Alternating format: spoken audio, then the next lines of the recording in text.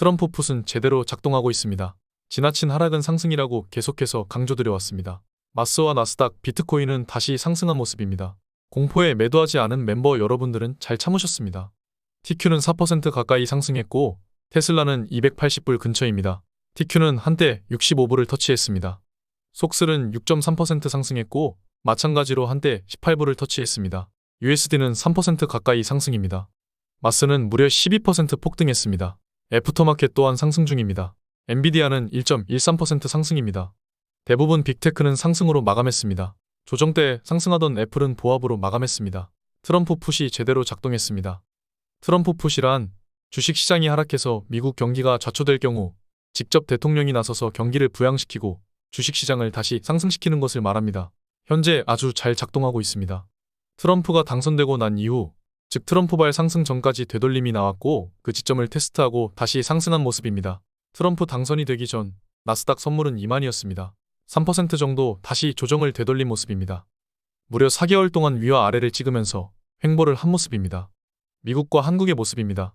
미국은 금융자산에서 주식 비중이 굉장히 큰 비중을 차지하고 있습니다. 한국은 가계 자산의 무려 80%를 부동산에 몰빵하고 있습니다. 두 나라 모두 가계가 보유한 자산을 상승시켜야 합니다. 그래야 경기 침체로 이어지지 않습니다.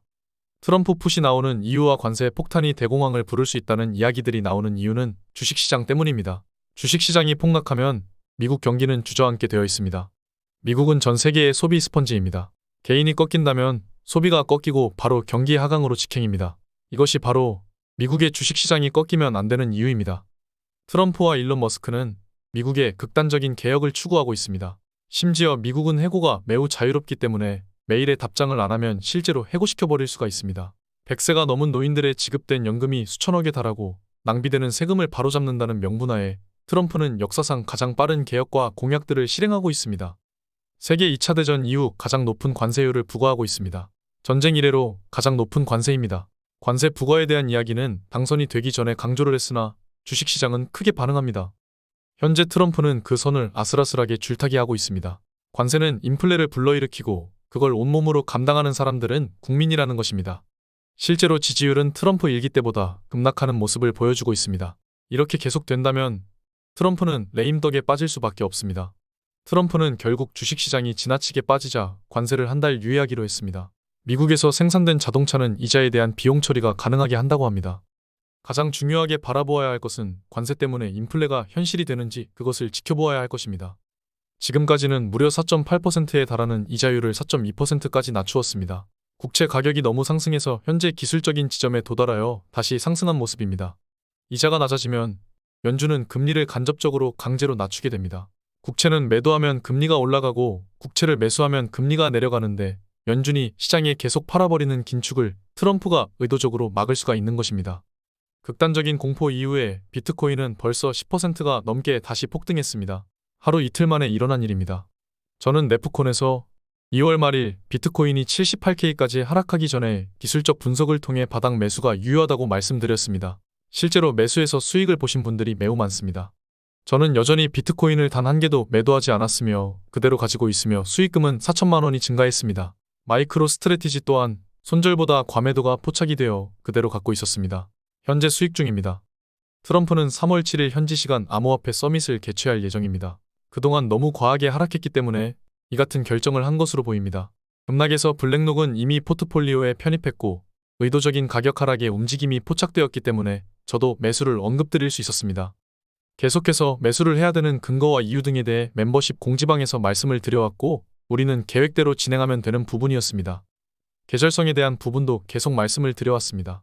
2월은 안 좋다고 말씀드렸고 정확히 그대로 흘러갔습니다. 이후 지금은 대통령 1년차 사이클을 따라가고 있습니다. 신화불멸 커뮤니티에서도 하락이 가장 심할 때 저렇게 말씀을 드렸습니다. 지표까지 보여드리면서 곧이라고 말씀드렸고 그때가 저점이었습니다. 우리는 저점에 매도하지 않고 매수합니다.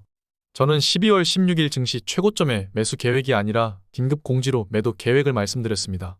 그때가 나스닥 기준 최고점이었습니다. S&P 기준으로 고점을 단 10포인트 차이로 맞추었습니다. 이게 가능한 이유는 기술적 분석이 토대가 되었기 때문이었습니다. 차트는 모두의 심리가 반영된 것입니다. 차트에 심리가 숨어 있습니다. 저는 모든 신화 멤버들에게 6150 비상부터 레버리지 매도를 말씀드렸고 그대로 지켰습니다. 이제는 살 때입니다. 지금은 주식이 저렴한 시기입니다. 매수가 어렵다면 네프콘에서 제 뷰를 보시고 투자 결정하시는데 도움이 많이 될 겁니다. 연간 회원은 한 달에 5만 원꼴입니다. 투자는 혼자 의사결정하면 망합니다. 먼저 경험해본 사람들의 경험을 배워야 하는 것입니다. 오늘 여기까지 하겠습니다. 제 모든 비트코인 매수 시점과 미국 주식 매수 시점입니다. 보시면 기계적으로 진행했다는 것을 알 수 있습니다. 우리는 아직 살 날이 많기 때문에 시장을 추종하면서 시장을 이기는 베타 투자법을 활용해야 합니다. 오로지 시장을 추종한다는 원칙은 깨지지 않습니다. 그래야 결국 살아남기 때문입니다. 힘든 주간을 보내시느라 고생하셨습니다. 내일 네프콘으로 뵙죠. 감사합니다. 지금까지 목숨 걸고 레버리지와 테슬라, 비트코인 투자하는 RS 미국 주식이었습니다. 감사합니다.